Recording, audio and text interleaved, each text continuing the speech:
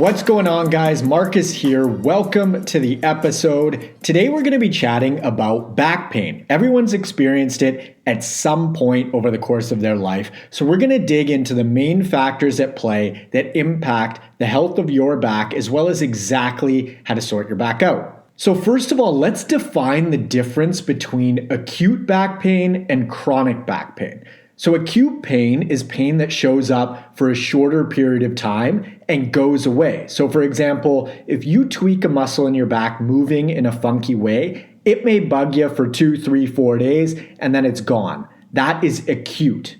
Chronic pain is something that impacts you over the long term. So a lot of folks experience chronic low back pain that varies in severity. However, this might last over the course of months, years, and potentially even decades. Maybe it comes and goes, it flares up, subsides, flares up again, subsides, and so on. But chronic implies long term. What we're going to be addressing in this episode is more so the chronic side of things, or at least pain that's sticking around for longer than it seemingly should. The odd tweaked muscle essentially sorts itself out, but we're going to be chatting about how to square away the chronic or longer lasting back pain today.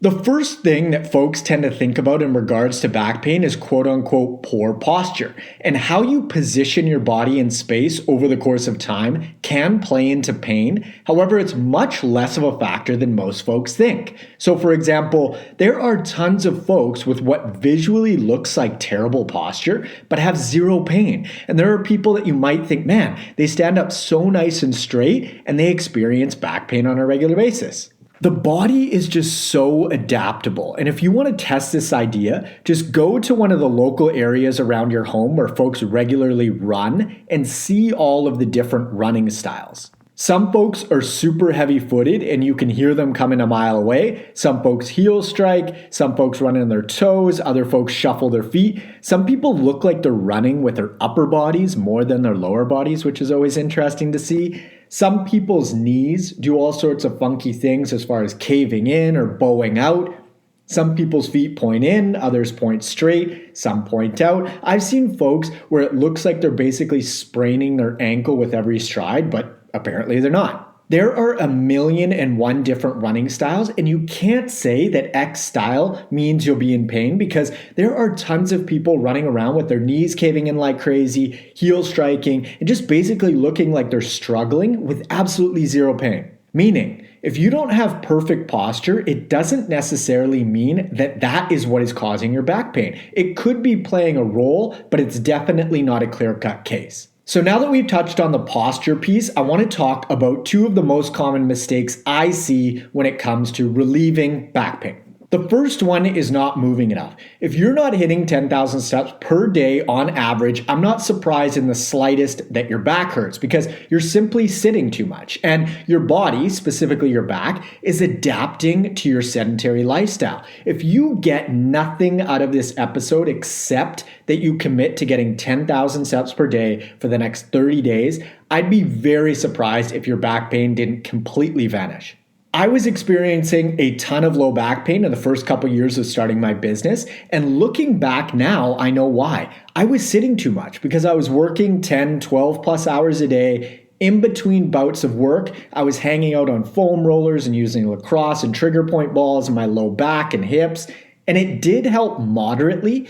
But as soon as I committed to moving more, my back pain completely went away. And fast forward 8 years, and I've been pain-free for almost a decade now.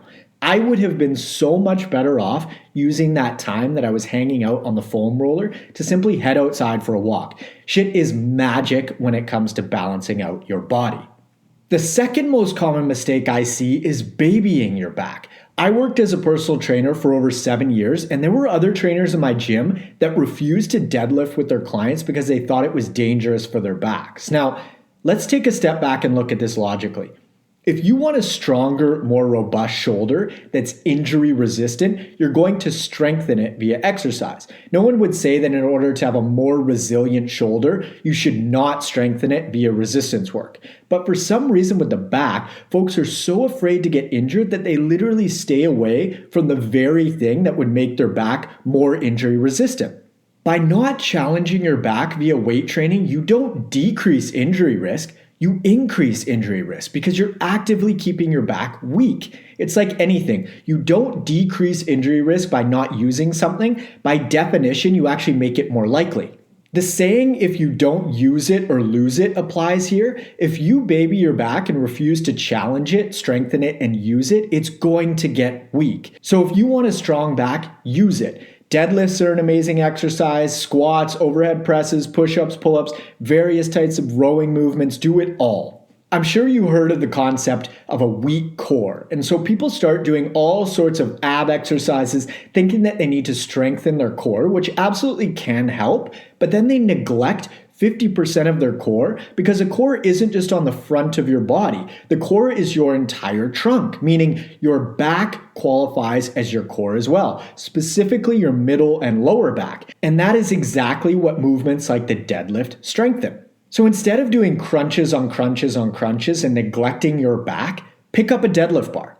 Now, it's worth mentioning that you might be afraid of doing something like the deadlift because it's definitely going to challenge your back musculature-wise. However, invest in someone or something to teach you how to execute the exercises properly, and you're golden. If you're not in a position to hire a personal trainer, my YouTube channel has tons of exercise demos with voiceovers of me explaining lots of exercises that you can access for free. So priority number 1 to bulletproof your back is by getting 10,000 steps in every day for 30 days, and I promise your back will feel so much better. This might even get you 100% back on track. You might not even need to go to the gym or formally exercise your back. This could be enough. I've seen it work for tons of my clients, and it worked for me personally as well. Now, if step number 1 doesn't clear up your back entirely, step number 2 is to implement strength training via compound basic movements like the deadlift, squat, overhead press, pull-ups, and other rowing movements. Now, a few additional things to potentially look at. Your furniture. If you're sleeping in a bed that's super soft, that could be contributing to your back pain as well because it puts you in essentially too comfortable of a position. Basically, the stiffer your mattress is, the better, within reason. A more rigid mattress may take some getting used to, but you'll adapt quickly and you'll sleep better overall as a result. And of course, it will help with your pain. Also, sitting in certain positions on couches for too long may contribute to back pain as well. I find for myself personally that I need to shift and move around fairly often in order to keep my back feeling limber. So this is something else to be aware of. Special therapies like massage, chiro, dry needling, etc. may support the key habits, which are walking and weight training, but on their own, these modalities likely aren't going to be all that effective. You can think about it like supplements. Sure, if your diet is shit, you might benefit from some supplementation, but your diet, which is a much bigger input, is still shit. So these therapies are sort of like a band-aid approach, and you need to address the core of the issue, which is what you're actually eating. Supplements are like the sprinkles on the icing of the cake, and the same goes for these therapies like massage, chiro, etc.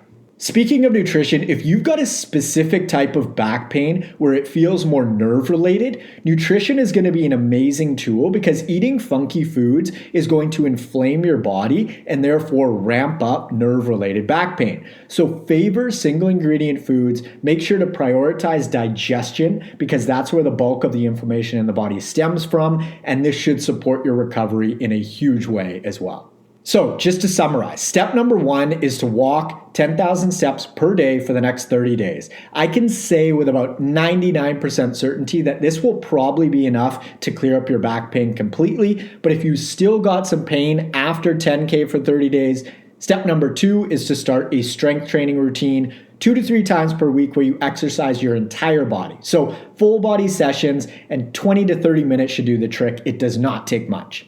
Of course, you can implement step number 1 and number 2 at the same time, but be sure not to skip to step number 2 because weight training on its own will likely not be enough to clear up your back, meaning there's no way around the walking piece. You've got to do it if you want to be pain-free. Now, if you're hitting 10K daily and you're strength training 2 to 3 times per week and you still have pain, take a look at other factors in your life, such as furniture, your bed, etc. And if you modify those things and you're still experiencing pain, go get your back examined by a professional because there could be some structural stuff going on, maybe from a car accident or something like that. If you're interested in applying for one-on-one nutritional coaching and or workout design with me, you can click the link in the description below or head on over to n1fitness.com/coaching. Follow me up on Instagram at n1fitness and feel free to friend me on Facebook at Marcus Sadu. And lastly, be sure to hit the subscribe button on whatever platform you're using. Thanks so much for tuning in, and I will catch you on the next episode. See ya.